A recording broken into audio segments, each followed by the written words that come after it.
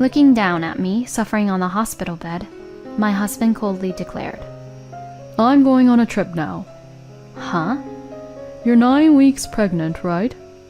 Well, morning sickness is something you can handle on your own. I don't want to be tied down during that time. I just had a place I wanted to go. Well then, take care." My husband left the room in a brisk manner, leaving me behind. Wait! Tears welled up involuntarily, and I endured the suffering all by myself. After that, with no contact from my husband whatsoever, I spent 3 anxious days.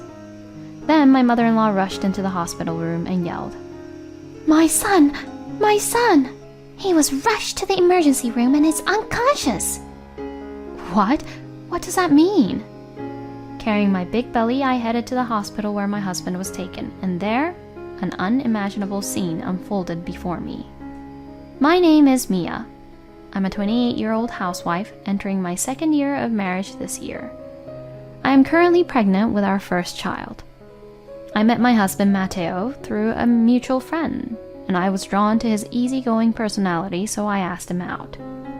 Matteo is a diligent employee at a regular company, and he takes good care of me. When we found out about the pregnancy, he was overjoyed and ecstatic. "Congratulations! I'll take a day off work tomorrow. Let's celebrate." That's too much. We need to be responsible since we'll have expenses from now on, so please, focus on your work. Although I replied like that, I honestly felt happy to see him so excited. In the end, he treated me to a homemade meal over the weekend that was too much to finish. And so my pregnancy journey began. Since then, Matteo would buy multiple amulets for a safe delivery. And even before my belly grew big, he would place his hand on it every morning. "May you be born healthy," he would pray. I had a lot of anxieties being pregnant for the first time, but seeing Matteo acting a little out of the ordinary like that made me feel better. Around the 7th week of pregnancy, I started to become somewhat sensitive to food smells. One day, despite having no appetite, I thought I should eat for nutrition, but when I forced myself to eat, my stomach felt extremely nauseous, and I rushed to the bathroom. In my foggy state of mind, I understood. Morning sickness had begun. When I finally calmed down and returned from the bathroom, Matteo, with a face ever paler than mine, was worried about me, so I couldn't help but laugh. Morning sickness symptoms weren't too severe yet, but despite Matteo being busy with work, he took care of me and showed me kindness. Even when he came home tired from work, he would talk only about me and our unborn child, and I genuinely thought he was a great husband from the bottom of my heart. However, the atmosphere at our home gradually started to change. There came a time when he would take out his smartphone more often, and when I caught a glimpse of the screen, it seemed like he was having exchanges with someone. It's Matteo we're talking about. It couldn't possibly be an affair, right? While feeling a slight sense of unease, I believed that at the time. However, as the days went by, the frequency of his exchanges on his smartphone increased. He even started taking out his phone during our conversations.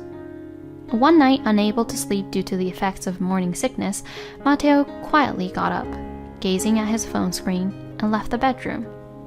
And there were times when he didn't return for a long time. I used to think that he went out because he was considerate of me sleeping, but the unease within me kept growing steadily. By the time I entered the 9th week of pregnancy, the symptoms of morning sickness had worsened, and I started experiencing headaches and ringing in my ears. It was no longer a situation where I simply felt anxious about Matteo's actions. Is the smell of food always this nauseating? I couldn't eat enough during meals, and even drinking water made my stomach feel queasy, causing me to vomit. With days like that continuing, my body gradually became unable to function properly, so Matteo drove me to the hospital, and I was immediately put on an IV drip. "Your morning sickness symptoms are severe. It would be better for you to stay in the hospital until your condition improves." I was able to go home that day, but the next day I was admitted to the hospital right away. Matteo expressed his concern for me, but he had a serious look on his face as if he was thinking about something. The next morning, after preparing for my hospital stay, Matteo drove me to the hospital again. Once I finished the necessary preparations in the assigned hospital room, Matteo said something unbelievable. I'm going on a trip now. Huh? I was so shocked that I couldn't find the words to speak. Before I had time to ask him where he was going or what he wanted, Matteo briskly left the hospital room. Leaving me behind for a trip? Is this some kind of joke? That's what I thought, and once I calmed down, I tried calling him, but there was no answer. As I became deeply troubled, the symptoms of morning sickness worsened. I could hardly eat any meals, and the headaches were so severe that I even thought I might die. I tried calling him multiple times, wishing that Matteo would at least be there, but for the next 3 days I couldn't reach him at all, and I was overcome with immense anxiety. My parents lived quite far away, so they couldn't come to visit me easily, and I was left to struggle with pain and uncertainty all by myself. In the midst of that, my mother-in-law came to visit me. Long time no see, Mia. I heard you've been going through a tough time. Are you okay? I'm managing somehow. Thank you for coming all this way. Although I replied like that, I couldn't hide the worry in my expression. You look a bit pale. Is something bothering you? Actually, Matteo went on a trip. It's been 3 days and I haven't been able to contact him. Well, what on earth? That child? My mother-in-law widened her eyes in surprise and immediately made a call to Matteo together as we went to the conversation room. I had thought it would be useless because he hadn't answered the phone this morning, but it seemed Matteo responded right away. Matteo, where are you right now? Mia is extremely worried, you know. What are you thinking? She's speaking quietly in the hospital, but I can tell that Priscilla is sternly reprimanding him. Now it seems Matteo has started talking, but I can't hear his voice from where I am. Matteo seems to be explaining at length, and my mother-in-law is listening attentively, nodding along. After a while, my mother-in-law, Understood. I will talk to her. With just that response, she hung up the phone and turned to me. What did he say? Well, there are some circumstances right now that I can't discuss, but when Matteo comes back, he will explain it himself. So for now, focus on resting and taking care of your health. My mother-in-law said that while avoiding eye contact, looking awkward. What do you mean? Was it a trip? I asked various questions, but I was only given vague answers, and I couldn't get a clear response. Afterward, my mother-in-law took care of my surroundings and left the hospital room, showing me kindness. Feeling even more anxious with the unsatisfactory answers, I couldn't sleep and spent my time on the bed, lost in thought. Then, after about 3 hours, the screen of my phone in silent mode lit up. Matteo? For a moment, I had hope, but it was my mother-in-law's name that appeared on my screen. Mother-in-law, about earlier. Before I could finish my greeting, my mother-in-law shouted in a panicked voice. Matteo! He was transported to the hospital and is unconscious. Transported? Anyway, I'll come back immediately. As the call ended, I was overwhelmed and approached a nurse who was nearby. My husband is in critical condition. I need to be discharged right away. The nurse was surprised by my urgency, but when she looked at the IV tube still attached to my arm, "Well, not right away," she stammered in her response. While we were calling for a doctor and explaining the situation, my mother-in-law arrived shortly after. In the end, we were able to obtain permission to leave on the condition that my mother-in-law would accompany me, and the two of us rushed out of the hospital. It seemed that Matteo had been transported to a hospital quite far away, but my mother-in-law provided a car and drove at high speed on the highway. During that time, there was no conversation between the two of us, and I could only pray. What on earth is happening, Matteo? God, please help him. We drove for hours with hardly any breaks, and finally we arrived at the hospital. We quickly exited the car, inquired about the room with the guidance, and hurriedly made our way there. As I practically jumped into the room and opened the door, there before me on the bed was Matteo sleeping, and a young woman clinging to him and crying. Seeing that woman, my mind went blank. My mother-in-law was frozen by my side, just as shocked. Who is she? Finally managing to force out my voice, I received a shocking answer. I'm Karen, Matteo's girlfriend. Girlfriend? How? The woman, while crying, still sent me provocative glances. She must know that Matteo is married and that I am his wife, but now was not the time to focus on that. I rushed to the bed. What happened to Matteo? Actually, Matteo and I were on a trip, but he got into an accident along the way. Upon hearing those words, I became convinced. Matteo was indeed having an affair, and the person he was exchanging messages with on his phone was her. I turned my gaze to my mother-in-law standing beside me, who wore an equally surprised expression but didn't say anything. Just then the doctor arrived, said that there were no serious injuries to his body, but that he had hit his head hard, and that there was a 50-50 chance that he would regain consciousness. Knowing that there was a possibility Matteo might not wake up, my consciousness drifted even further away. Despite feeling disappointed in his act of infidelity, I still loved my husband deeply. Holding his hand, I prayed from the bottom of my heart for him to regain consciousness. And then, to my astonishment, Matteo's hand moved slightly and he returned the grip. Acting on instinct, I tapped his shoulder and called his name repeatedly, and Matteo slowly opened his eyelids. It was a miraculous moment as he regained consciousness. Ah, thank you, God. When my mother-in-law went to call the doctor and have Matteo's condition checked, it seemed there were no particular issues, so she was allowed to stay with him. As my mother-in-law and I sat on the chairs next to Matteo, the woman who was his affair partner awkwardly moved her chair away and retreated to the corner of the room. I'm glad you're okay. I was so worried. Oh, I'm sorry. But why did you leave me behind? He hesitated for a moment, but then resignedly began explaining what happened over the past 3 days. Your morning sickness was getting really severe, right? So I went to a spiritual hotspot to pray for your recovery. Prayer? I was taken aback by his unexpected words, but he didn't seem like he was lying. I heard there's a powerful spiritual hotspot deep in the mountains that is believed to be effective for wishing for loved ones. But the road leading there is not well maintained, and it's like a hidden place, so it takes time to reach.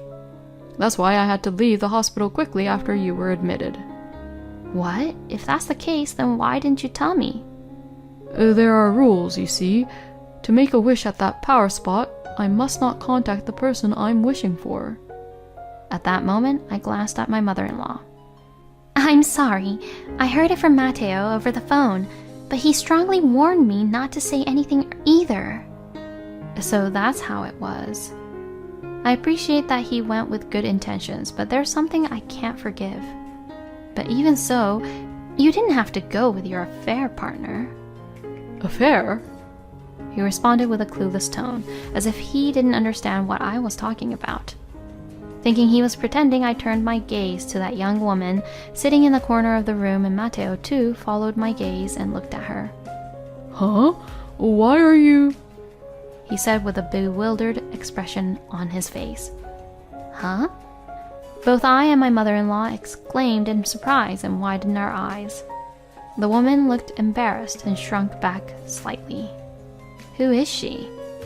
She's a member of the same project team at work, right, Karen? Upon being called Karen, she gathered her resolve and walked up to us. I'm Karen. I'm sorry. It's a lie that I'm Matteo's girlfriend. Surprised, we listened as Karen began to explain the situation. According to her story, Karen admired Matteo, her senior colleague at work, and over time, that admiration turned into romantic feelings. Despite knowing he was married, she continued to message him outside of work hours, disguising it as work-related discussions. It turns out that Karen was indeed the person he was exchanging messages with on his smartphone. However, her attempts were in vain, as Matteo showed no interest in any woman other than his wife, completely unaware of her advances. In fact, asking questions even after work hours, she's so dedicated. She was even praised for her work ethic. It's It's a typical response from Matteo, who seems insensitive to personal relationships, but it turns out Karen was only valued as a co-worker. So Karen devised a plan. Karen was the one who revealed the famous spiritual hotspot to Matteo. She knew that Matteo was concerned about my morning sickness, and that he had strong religious beliefs, so she thought that if she told him about a powerful spiritual hotspot, he would definitely go. So through colleagues at work, Karen spread rumors to Matteo. As expected, the plan worked, and Matteo quickly set off after admitting me to the hospital. When Karen received a message on her phone that he would be taking some time off from work, she became convinced that he was going to the spiritual hotspot. With that certainty in mind, she waited for him there, secretly following his every move. If everything went according to plan, she would appear before Matteo the moment he arrived at the spiritual hotspot. It's fate, isn't it? It seems she had plans to say that and perform a prayer for a good relationship. However, Matteo slipped and hit his head in the mountains, losing consciousness. In a state of panic, she made an emergency call for help. It seems that the hospital tried to contact Matteo's family, so Karen instructed them to call his mother instead of me. Karen knew that I was hospitalized, and she had witnessed Matteo speaking with his mother on the phone just before he slipped. Based on that, she believed that his mother would come immediately if informed. If Matteo wakes up, there's a chance he might turn towards me, Karen said, holding on to a faint glimmer of hope. With that in mind, she lied to us, claiming, "I am his girlfriend." I'm so sorry for putting you, Matteo, in danger because of me. And on top of that, I lied. I was completely out of my mind. I'm the worst. Karen finished her explanation and apologized again, shedding tears. I was completely stunned by the outrageous story, and I didn't know what to say. Both Matteo and my mother-in-law had the same blank expression on their faces. I thought she was a person who had been involved in stalker-like behavior and had outrageous thoughts, but now I can see that she deeply regrets her actions. Honestly, I was surprised. I want you to let go of Matteo already, but thanks to you, my husband was saved. Thank you. Indeed. Regardless of the motive, you are our son's savior. Allow me to express my gratitude. My mother-in-law and I sincerely expressed our gratitude. Karen seemed surprised for a moment when she was thanked, and then she bowed her head multiple times. Matteo appeared uncomfortable and awkward, but he followed us and spoke up. I'm truly grateful for your help, but I'm sorry. I can't see you as anything more than a junior colleague, and I can't have any interest in anyone other than Mia. He said it decisively. No, I don't deserve to be thanked. I'm sorry for being selfish, but I'm really glad. Karen continued to apologize, shedding more tears, and she also apologized to Matteo for lying. She was simply overjoyed that his life was saved. Afterward, the three of us comforted Karen and left the hospital room when things settled down. Fortunately, Matteo was able to be discharged without any lasting effects. I also stayed in the hospital for about 10 days, and my morning sickness symptoms subsided, allowing me to be safely discharged. Matteo continued to worry and take care of me every day, and with the stability of the second trimester, I was able to live a calm life. Most importantly, the anxiety about my husband's infidelity disappeared. And then I safely gave birth while holding Matteo's hand. The next morning, still awkwardly holding our baby, Matteo came to the hospital room. I'm so glad the baby was born safely. Now we need to go make a wish for the child's well-being. He said that and began earnestly searching for a place. I was somewhat amazed by Matteo's devoutness. Remember this, being by our child's side is the best medicine, more than any wish, I gently advised him.